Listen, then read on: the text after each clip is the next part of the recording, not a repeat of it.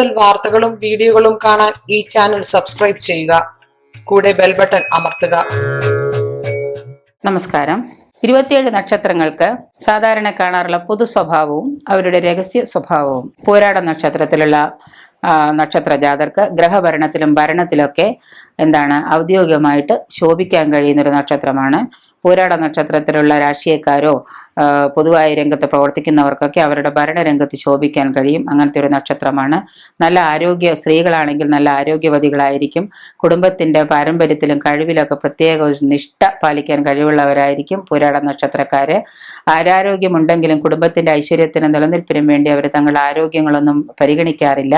മറിച്ച് അവർ ആരോഗ്യമുള്ളവരാണെന്ന് നടിച്ചുകൊണ്ട് സ്ത്രീകൾ കുടുംബത്തിന് വേണ്ടി ത്യാഗം സഹിക്കുന്ന ഒരു കൂട്ടത്തിലായിരിക്കും.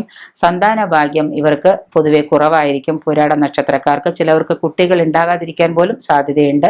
സന്താന യോഗം കുറവായിരിക്കും. ക്ഷേത്രത്തിനകത്തുള്ള വിഗ്രഹത്തിന്റെ നിർമ്മാണം, കിണർ നിർമ്മാണം എന്നിവയ്ക്കൊക്കെ പറ്റിയ ഒരു നക്ഷത്രം കൂടിയാണ് ഈ പൂരാട നക്ഷത്രം.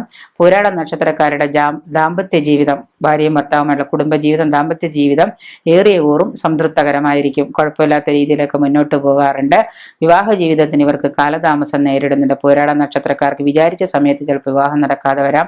വിവാഹാരംഭത്തിന് ശേഷം ഭാര്യയെ മാത്രമല്ല ഭാര്യ കുടുംബത്തിലെ മറ്റാളുകളെയും കഴിവൊന്ന് സഹായിക്കാനുള്ളൊരു സന്മനസ്സുള്ള ഒരു നക്ഷത്രക്കാരാണ് പൂരാട നക്ഷത്രക്കാര്.